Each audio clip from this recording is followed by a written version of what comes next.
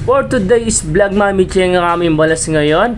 Kasama ko nga si tatay ko. At ito, nag-uumpisa na kami mamitsay ng balas. Dahil nga magmamlatada kami dito sa kusina.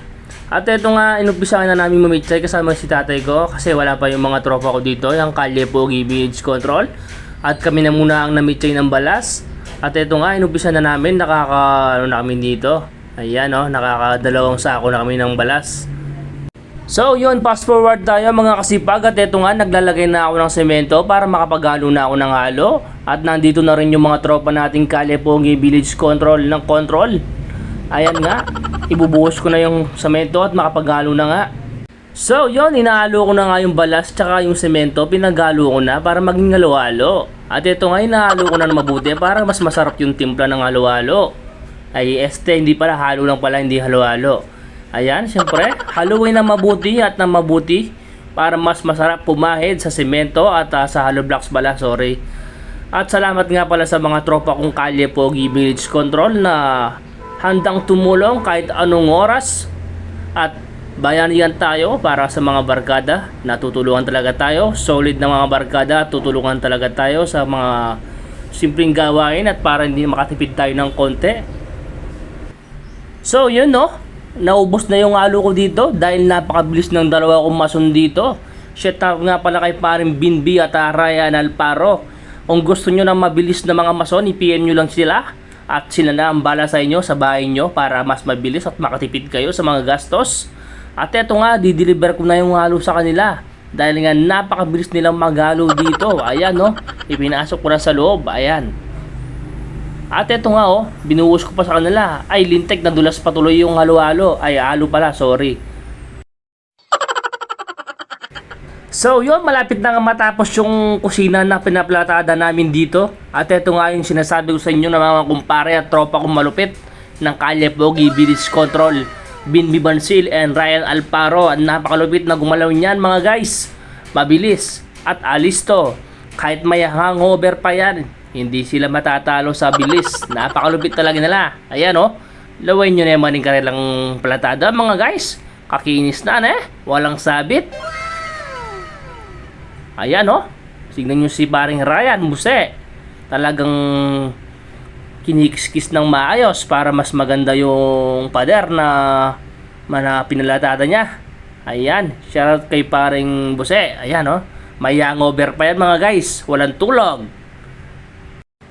At ito, ako naman ang babanat. At ito nga, pinagkiskis ko nang mabuti para walang kulkul-kulkol. Tingnan nyo naman ang gawa ko mga guys. Napakakinis ng aking platada. Walang sabit, walang kulang. Napakaganda talaga. Para pag naman pinuntaraan natin yan, maganda ang pintura at walang sabit, walang kulkul-kulkol. At ito nga pinagbutihan ko magkiskis ng platada para mas magandang tignan. At para naman makuhanan tayo at makita tayo ng mga ibang nagpapagawa dyan para naman makuha tayo agad at alam nila magaling tayo sa mga platada. At syempre pag sa trabaho dapat lagi tayong pulido para pag may nagkagustong kumuha sa atin ng mga nagpapagawa, madali tayong kunin at nga walang sabit ang mga gawa natin at laging magaganda ang gawa natin sa trabaho. At ito nga, linagyan ko muna ng tubig para mas maganda ang kapit ng pader dito at makinis talaga ng solid. Ayan ganyan lang ang technique mga guys.